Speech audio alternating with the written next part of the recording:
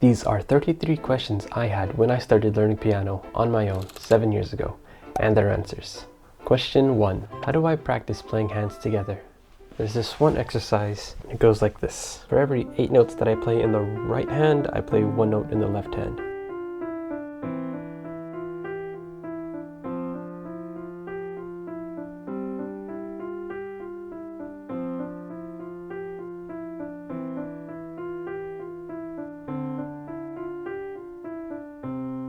The next level would be 4 notes in the right hand and 1 note in the left hand.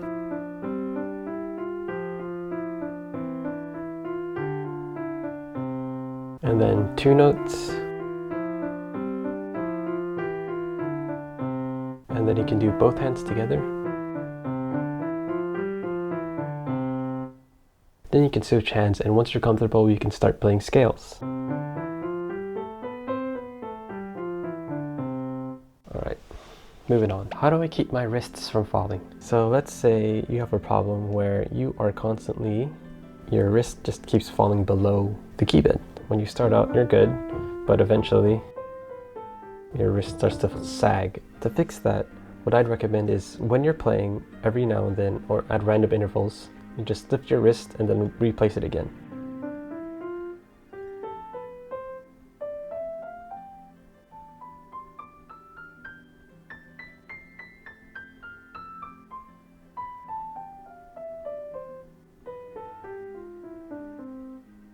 Doing this practice helps remind you not to only focus on the fingers but also the wrist, and to help it not sag, and over time you'll develop a habit where your wrist is constantly in a good position. Is it bad if my finger collapses when playing? So if you don't know what I'm talking about, I'll show it in this overhead cam. Sometimes when you're playing, your finger can occasionally collapse in this way. So instead of being in a strong curved position like this, right, it collapses like that. And there's 2 issues with this. One is that your playing with that finger becomes inconsistent because you can't tell when or how much that finger is going to bend. And 2 is that the energy transfer from your finger into the piano isn't as effective as if your finger was curved. So it's going to take more force to play with that finger loudly. So to solve that issue, what I did was, because I used to have this issue as well, is that I would curve my finger, right? So I have it curved. I'd place it on a table and I would just pull. And I'd pull in order to train that finger to stay curved under force. And then I'd move on to practice on the actual piano. And I would make sure that when I played with that finger, I kept that curve, right? It takes time to fix that issue, at least for me it did. The main thing is to constantly think about when you're using that finger and keeping it curved as you use it, right? Hope that helps. What's the proper way to play with the thumb? So when you're using the thumb, you want to have it curved outwards like this, or inwards. Right, and you want to hit the key with either the tip of the last joint here, or sometimes even the edge. It'll depend on the passage that you're playing and the position of your hand, but generally the edge or the tip, and then you want it curved like that. What's the proper way to play with the pinky?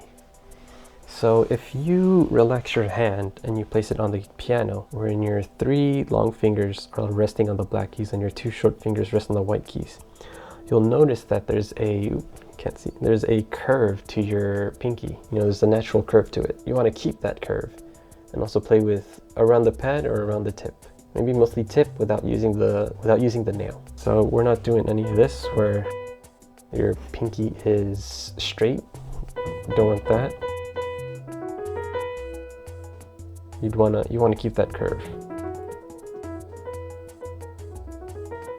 How do I get rid of wrist pain in quick or loud passages? So what I've often seen is that people will sort of pull down the notes in order to get more sound, sort of like that. So my wrist is below the key bed. That isn't so great of a position to play because your wrist is in an extended position and you're loading a lot of force into it. So to avoid that pain, at the very least, you want to come in with some sort of neutral angle or even slightly flexed downward, right? So you want to come into the keys. Don't pull them down, right? So at the very least, you want to come in from the top and push your hand into the keys. That's for loud passages. For quick passages, well, really the same thing kind of happens where when they sort of jump, when people jump, the wrist also bends upward. Long story short, keep your wrist neutral or even slightly downwards when you're doing loud passages or quick passages, or mostly loud, you know. But it's usually when people play loud and quick that they run into this issue where they're pulling down the notes. How do I play fast passages without my hand tensing up? Well, the unsatisfying answer is just to learn piano technique without tension. And you can check out my video on finger control over here, which will hopefully help with that issue.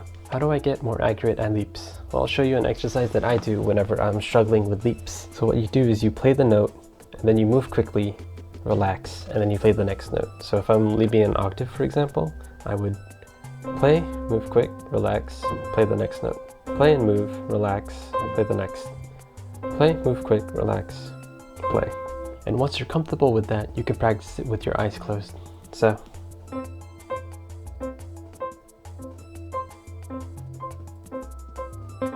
on and so forth. It takes a while when you're first starting out to do that, but over time, with practice, you'll get it eventually. How do I leap without accenting the note that I land on? You can do the exact same exercise as the previous question. You play a note, move to the next, quickly, relax, and then play the next note.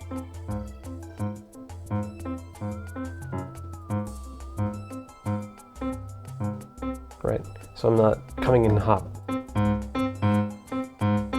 which is the problem that you might have. And then practice it with your eyes closed as well, and you should be good. How do I play octaves without tensing up? I already made a video on octave technique, and I'll link that in the card here and in the description. You can check that out. How do I stop accenting notes with my thumb? Well, there's a simple exercise in my finger control video wherein you play a scale and you accent in groups of 3 or in groups of 4.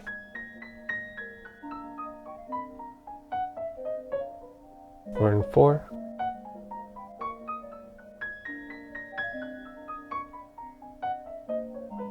So for me, that helped me with my thumb accents. I also learned how to play softly with every single finger and loudly with every single finger and have that under my control. What should I do with my thumb when I'm not using it? So you'll see a lot of pianists do various things. They'll have it hang low, they'll have it hang high, they'll have it beside or out and about. What Hummel recommends in his pianoforte school is to keep the thumb curved under the index finger. This way, when you need to play a note with the thumb, it's a very short trip. And also when you need to cross the fingers, the thumb only needs to move a small amount as well. So I can play and I can cross. TLDR, keep it curved under the index finger. Should I play with the tips of my fingers or the pads? I personally play more tip. What Chopin recommends is that you relax your hand and you place it on the keyboard like this, wherein the 3 long fingers are on the black keys and the short fingers are on the white keys. And then you align them horizontally. So the 3 long fingers are aligned horizontally and the 2 short fingers are also aligned horizontally. This gives a natural curve to the hand, and he recommends you keep this while playing. However, Liszt recommends that you play with the pads of the finger because he says it's quote-unquote more emotional, but most pianists do both. So in most playing, they'll play with the tips, and when they want to play piano or more softer, they use the pads of the fingers. Where should I look when playing? Well, if you're a beginner, I think it's okay to look at your fingers, but once you're a more intermediate or advanced pianist, you should look at your fingers as little as possible. So Chopin recommends that when you're learning a new piece that you look at the sheet music, and once you've mastered that, you practice it in the dark. Chopin has been described as looking up and to the left when he's playing, and Liszt as up and to the right. And I'm guessing Liszt looks up and to the right in order to show off his face to the audience. What's the ideal posture? What Chopin recommends is that you play with your elbow level with the white keys and use the natural curve of the fingers. So you relax your hand, you place it on the keyboard like this. You align the 3 long fingers and the 2 short fingers horizontally, and that should give you a good position to play the piano. Is technique really that important? I would say there's 2 reasons to learn good technique. One is that it makes it faster to learn new pieces, and 2 is to avoid injuries. So if those 2 reasons align with your goals in piano, I would recommend you learn good technique. How do I get better at memorizing music? Well, when you're a beginner, a lot of the pieces that you play aren't too tough, so it's just a lot of practice and a lot of listening. But as you become intermediate or advanced, you'll need to start learning theory. So you'll need to know harmony, modulations, phrasing, all that jazz. And once you can identify the cadences and the phrasing, it'll be a lot easier to memorize the whole thing. What's the one exercise that'll develop my playing the fastest? What I'd recommend is Chopin's 5-finger exercise. That's in my finger control video. So we'll place the hand like this, and we're just going to play each note staccato and piano.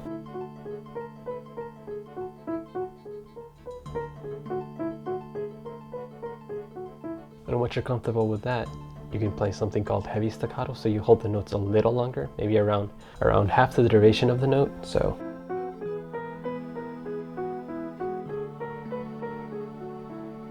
Once you're comfortable with that, you do something called legato staccato. So it's almost like legato, but there's a tiny gap in between each note.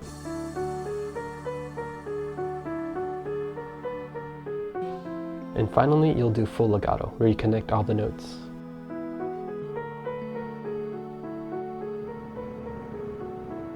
And now you do the exact same thing, except you're doing it in forte. And once you're comfortable with that, you can up the tempo and then do the same thing again. Chopin started all his students on this exercise regardless of their experience level. And I think the reason for that is because it addresses all three aspects of piano playing, that being dynamics, articulation, and tempo. And you develop a strong sense of control over each finger. What's a second exercise that'll develop by playing the fastest? The second exercise I'd recommend is from Bach. And it's very simple. All you do is you play the common chord, which is just a triad with an octave, up and down the piano, like this.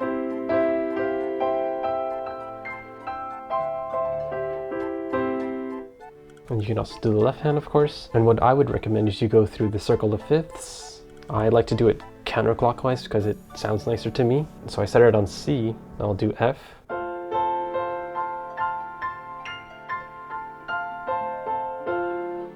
And then so on and so forth.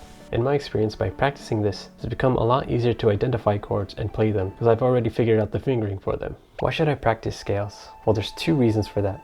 One is that it teaches you how to play adjacent notes of all kinds, and two is it teaches you a basic fingering for them. And the reason knowing how to play adjacent notes is so important is because most music has adjacent notes in them. How long should I practice? Well, Chopin recommended one of his students to practice at most 3 hours a day. And here's what Hummel had to say on the matter. Any practice beyond this damps the spirits, produces a mechanical rather than expressive and impassioned style of playing, and is generally disadvantageous to the performer, inasmuch as when compelled to play aside this incessant exercise, if called upon to play any piece on a sudden, he cannot regain his usual powers of execution without having some days of previous practice. What he's saying is that when you practice too much, your playing becomes more technical than expressive. And secondly, you become dependent on practicing hours and hours a day in order to perform well. How should I divide my practice time? Well, as a beginner, you should be doing 3 things. 1 is technical exercises, 2 is sight reading, and then 3 is learning new pieces. And when you're more intermediate and advanced, I'd recommend you practice transposing as well. I have severe pain when playing. What should I do? So I'll give you a little backstory. When I first started learning piano, I was doing a ton of tedious stuff on my wrists. One was that I was playing piano with bad technique, I was playing guitar with bad technique, I was gaming for hours a day, and I was typing on my computer for 3 to 4 hours a day. I was learning Japanese flashcards at the time, and I made it so that you had to type in the correct answer. And I reached a point where I was abusing my wrists so bad I couldn't even hold my phone for like a minute with both hands. So I decided to stop doing anything for 6 weeks. After the first 2 weeks, I started doing stretches in order to heal my wrists, and I'll link those in the description. After I started doing those stretches, my wrists started to improve. And right now I can play fine, perfectly normal, without any pain. But yeah, that's also why I started learning proper piano technique. Another thing I started doing on the rare occasion where I push myself too far is hot and cold therapy. So you have a bucket of hot water and a bucket of cold water, and you dip your hands in one for a couple minutes, and then you dip your hands in the other for a couple minutes. And I found that to be helpful as well. I have a certain opinion when playing a specific passage. What should I do? Well, first, stop playing the passage. 2, figure out the part of your technique that's causing the issue. And then 3, correct it. I'll give an example. So when I was young and naive and a beginner, I wanted to play Chopin Opus 25 number 5. And in the left hand, there are these big arpeggiated chords. They go like this. Right? So on and so forth. And I didn't have the reach in order to play it, so I would move my hand violently to reach all the notes. And what that resulted in was a pain on my hand right here. And I figured out what was causing it. It was that I was violently moving my hand, left to right. So I took a break, stopped playing the passage. And I actually haven't come back to it since, honestly. And part of that is because one of Chopin's students had an issue with a passage in a certain piece. And Chopin was like, oh, never practice it again. So that is also a solution, just to never practice it again. Now that my hands are more flexible, and I can play all those notes a lot easier, I'll eventually come back to that piece. But yeah, your options are stop, correct your technique, and then try again. Or 2, just never play the piece again. Sometimes you might have to do the second one. This is an important question. How do I avoid pain as a self-learning pianist? There are 3 things that cause pain and injury when playing piano. 1 is overstraining the muscles, 2 is violent movements, and 3 is tension. So I'll teach you a way to learn a new piece that avoids all of that. And it's simple. So when you're learning a new piece, you practice it slowly, piano, and staccato. And then once you're comfortable, you can practice it forte, and then you can practice it legato. And by practicing it this way, you'll avoid the weird hand contortions that you may learn if you were to practice it first legato. And secondly, you'll learn to play the piece in the whole dynamic range, from piano to forte. This way has helped me avoid any kind of pain, as well as improve my range of interpretation of a piece. I get a burning sensation on the top of my arm. What should I do? Well, the most likely reason you're getting that sensation is because you're overstraining these muscles. So the muscles on top of the forearm raise the wrist, or raise the hand, and the muscles on the bottom bring it down. So you're most likely abusing these muscles up top. So in order to avoid that, instead of lifting your hand from your wrist, you lift the whole hand from the forearm or the elbow. So no more of this, because that overstrains the muscles on top of the forearm. This way you'll never have to use those upper forearm muscles when playing, and you can avoid that pain altogether.